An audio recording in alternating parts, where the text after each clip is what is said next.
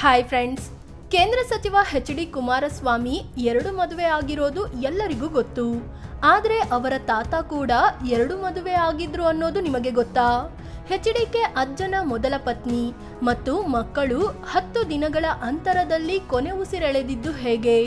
ದೇವೇಗೌಡರ ತಂದೆಯ ಮೊದಲ ಹೆಂಡತಿ ಮಕ್ಕಳಿಗೆ ಏನಾಗಿತ್ತು?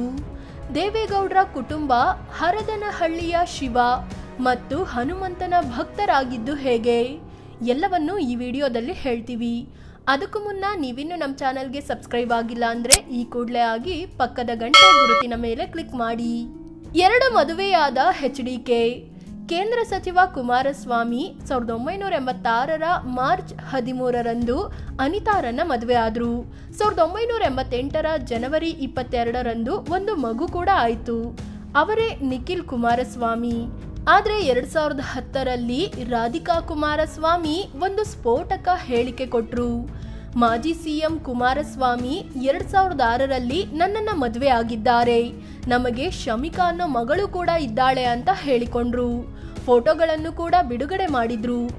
ಇದು ರಾಜ್ಯದಲ್ಲಿ ದೊಡ್ಡ ಸಂಚಲನ ಮೂಡಿಸಿತ್ತು.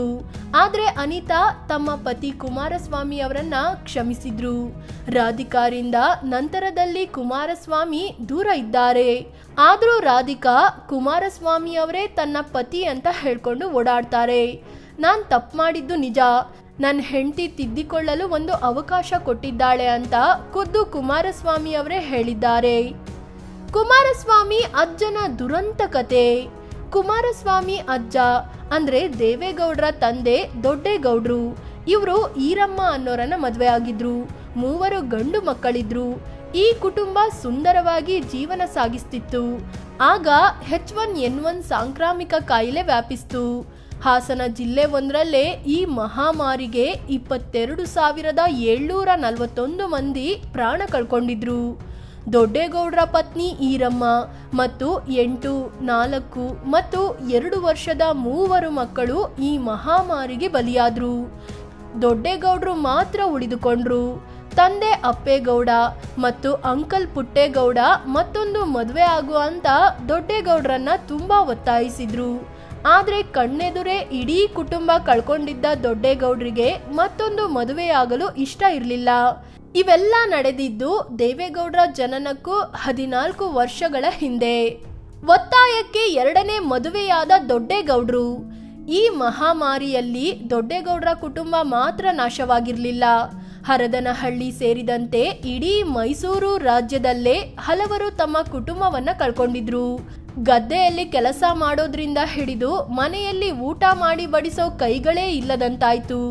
ಕಾಲ ಕಳೆದಂತೆ ಹರದನಹಳ್ಳಿ ಮತ್ತು ಸುತ್ತಮುತ್ತಲಿನ ಗ್ರಾಮಗಳ ಪುರುಷರು 2ನೇ ಮದುವೆಯಾಗೋಕೆ ಶುರು ಮಾಡಿದ್ರು. ದೊಡ್ಡೇಗೌಡರಿಗೂ 2ನೇ ಮದುವೆಯಾಗುವಂತೆ ಎಲ್ಲರೂ ಒತ್ತಾಯಿಸ್ತಿದ್ರು. 1931ರಲ್ಲಿ ದೊಡ್ಡೇಗೌಡರು ಕೂಡ ಪಕ್ಕದ ಮೊಸಳೆ ಹೊಸಳ್ಳಿ ಅನ್ನೋ ಊರಿನ ಲಕ್ಷ್ಮೀ ದೇವಮ್ಮ ಅನ್ನೋರನ್ನ 2ನೇ ಮದುವೆ ಆದ್ರು. ಮದುವೆಯಾದ ಬಳಿಕ ಟೆಂಪಲ್ ರನ್ ಶುರು. ದೊಡ್ಡೇಗೌಡರು ಹಿಂದಿನ ದುರಂತದಿಂದ ತುಂಬಾ ನೊಂದು ಹೋಗಿದ್ರು, ಹೆದರಿಕೊಂಡಿದ್ರು. ಹೀಗಾಗಿ ಲಕ್ಷ್ಮೀ ದೇವಮ್ಮರನ್ನ ಮದುವೆಯಾದ ದಿನದಿಂದಲೂ ದೇವಸ್ಥಾನಗಳಿಗೆ ಹೋಗಲು ಶುರು ಮಾಡಿದ್ರು.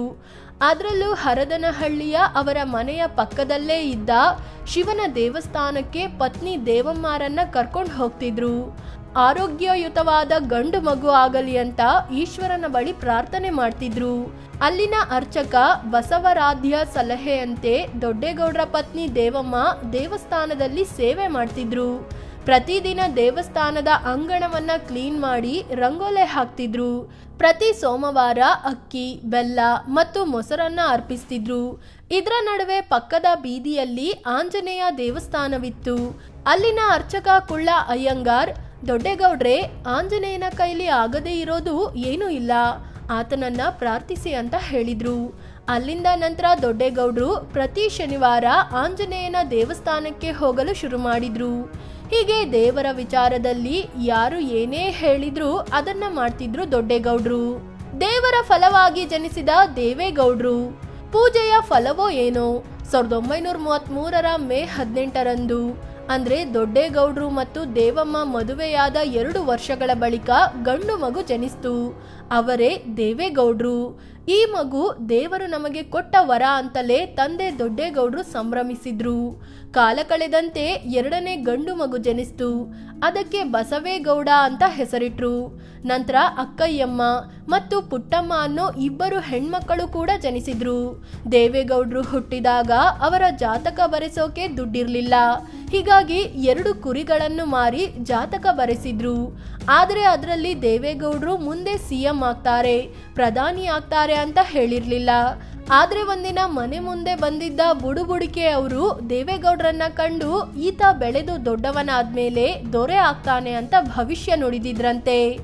ದೇವೇಗೌಡರನ್ನು ಹೆಗಲ ಮೇಲೆ ಕೂರಿಸಿಕೊಂಡು ತಂದೆ ದೊಡ್ಡೇಗೌಡ ಮಾವಿನಕೆರೆಯ ರಂಗನಾಥ ಸ್ವಾಮಿ ಬೆಟ್ಟ ಹತ್ತುತ್ತಿದ್ರಂತೆ. ಈಗಲೂ ಈ ದೇಗುಲಗಳಿಗೆ ಹೋಗ್ತಾರೆ ಗೌಡ್ರು. ಈ ದೇವಸ್ಥಾನಗಳ ಮೇಲಿನ ಭಕ್ತಿ ಗೌಡ್ರ ಕುಟುಂಬಕ್ಕೆ ಇವತ್ತಿನವರೆಗೂ ಮುಂದುವರಿದುಕೊಂಡು ಬಂದಿದೆ. ಕುಟುಂಬದಲ್ಲಿ ಯಾರೇ ಚುನಾವಣೆಗೆ ನಾಮಪತ್ರ ಸಲ್ಲಿಸಲಿ, ಚುನಾವಣೆಯಲ್ಲಿ ವಿನ್ ಆಗ್ಲಿ ಅಥವಾ ಇನ್ಯಾವುದೇ ಶುಭ ಕಾರ್ಯ ಇರಲಿ, ದೇವೇಗೌಡರ ಕುಟುಂಬ ಹರದನಹಳ್ಳಿಯಲ್ಲಿರೋ ಈಶ್ವರ ಮತ್ತು ಆಂಜನೇಯನ ದೇವಸ್ಥಾನಕ್ಕೆ ಹೋಗಿ ಪೂಜೆ ಸಲ್ಲಿಸುತ್ತೆ. ಫ್ರೆಂಡ್ಸ್, ಇದು ಎಚ್.ಡಿ. ಕುಮಾರಸ್ವಾಮಿ ಅವರ ಅಜ್ಜ ದೊಡ್ಡೇಗೌಡ 2ನೇ ಮದುವೆಯಾಗಿದ್ದು ಮತ್ತು ದೇವೇಗೌಡರು ಜನಿಸಿದ ಕಥೆಯನ್ನು ನಿಮ್ಮ ಮುಂದಿಡುವ ಪ್ರಯತ್ನ. ಈ ಎಲ್ಲಾ ಮಾಹಿತಿಗಳನ್ನು the unexplored life of Deve Gowda ಅನ್ನೋ ಪುಸ್ತಕದಿಂದ ಪಡ್ಕೊಂಡು ವಿಡಿಯೋ ಮಾಡಿದ್ದೀವಿ. ಈ ಬಗ್ಗೆ ನಿಮಗೇನು ಅನ್ಸುತ್ತೆ ಅಂತ ಕಾಮೆಂಟ್ ಮಾಡಿ ಹೇಳಿ. ಅದೇ ರೀತಿ ನೀವಿನ್ನೂ ನಮ್ಮ ಚಾನಲ್ಗೆ ಸಬ್ಸ್ಕ್ರೈಬ್ ಆಗಿಲ್ಲ ಅಂದರೆ ಈ ಕೂಡಲೇ ಆಗಿ ಪಕ್ಕದ ಗಂಟೆ ಗುರುತಿನ ಮೇಲೆ ಕ್ಲಿಕ್ ಮಾಡಿ. ಧನ್ಯವಾದ.